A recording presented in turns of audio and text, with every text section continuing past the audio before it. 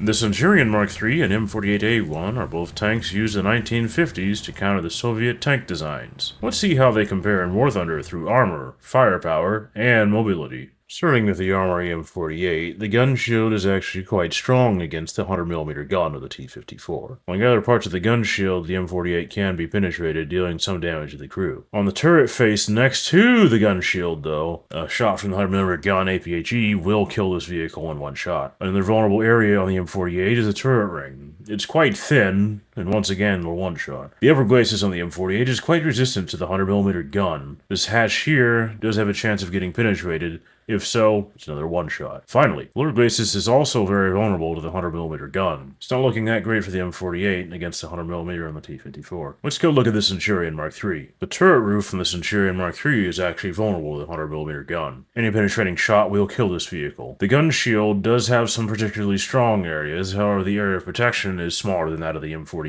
Once again, the turret ring can be penetrated, just like on the M48 as well. Finally, the entirety of the front of the hull is vulnerable to the 100mm gun. So it doesn't look like either of these tanks are very survivable against T-54s unless it ranges. However, in terms of protection, the Centurion does have one advantage over the M48. It has smoke grenade launchers, allowing you to escape fights you don't want to be in. Let's go take a look at the firepower. The M48 stock round is an APCR round. While it does have high vertical penetration, it's of no use against the hull of the T-54. However, the turret cheeks next to the gun are vulnerable. Make sure you shoot on the right side, this will take out the gunner, and you'll be able to do a follow-up shot on the other side, potentially killing a tank. Even at 1700 meters, a good shot like this one will take out some of the crew again. Let's take a look at the next ammo. The M48 does have a Hesh round. This can go through the glacis of the T-54. Another option is this cupola here. Hitting the cupola has a potential to one-shot this vehicle. However, hitting that, you're only going to be able to do it at closer ranges, reliably. Let's look at M82. M82 is not going to go through most of the front of the T-54. You can try the hatches like this. The penetration here has a potential to one-shot it. Let's look at the next ammo. The M48 also has a heat shell. While this lacks the damage of later ammunition, this will go through just about everywhere on the T-54, unless you hit the outside of the turret where it's too thick to go through. Let's go look at the Centurion Mk.3's ammo. The Centurion Mk.3 stock ammo is a armor-piercing round with no high explosive filler. Most of the turret is quite invulnerable to this round. You can hit the cupola like this, however you're not going to deal extremely large amounts of damage. Maybe you'll hit ammo killing it, but this is very rare. Let's take a look at the next ammo. The Centurion Mk.3's APDS round has the potential to go through the upper front glacis of the T-54. Shooting on this side will one-shot it. At very long distances, going through the glacis is not as reliable. However, the turret front is a sure enough shot. Shoot the right side just like with the APCR on the M48, then shoot the left side to kill the loader, finishing off the vehicle. That's all for the ammo on the Centurion Mk.3 as far as anti-tank purposes. However, one thing to mention about the Centurion Mk.3 is that it has a 2-point stabilizer. This makes firing on the move quite easy with this vehicle. Another thing to mention is that the M48 has a 6.7 second reload with an ace crew. However, the British tank, the Centurion Mk.3, has a 6.2 second reload rate. This is a pretty minimal difference, but it can make a difference over time. Now let's go take a look at the mobility of these two vehicles. Starting from 0, you'll notice that these two tanks have very similar acceleration up to 20 kilometers an hour. However, past 20, the M48 starts winning. Now you'll see that the Centurion is limited to 35 kilometers an hour, while the M48 has accelerated up to 45 kilometers an hour. So the M48 is significantly faster past 20 kilometers an hour. However, the Centurion's 2-point stabilizer is taking into effect here, allowing it to fire even at its top speed. When looking at armor, firepower, and mobility hard stats, the M48 does have some advantages over the Centurion, mainly because of the heat round and the fact that it's faster. However,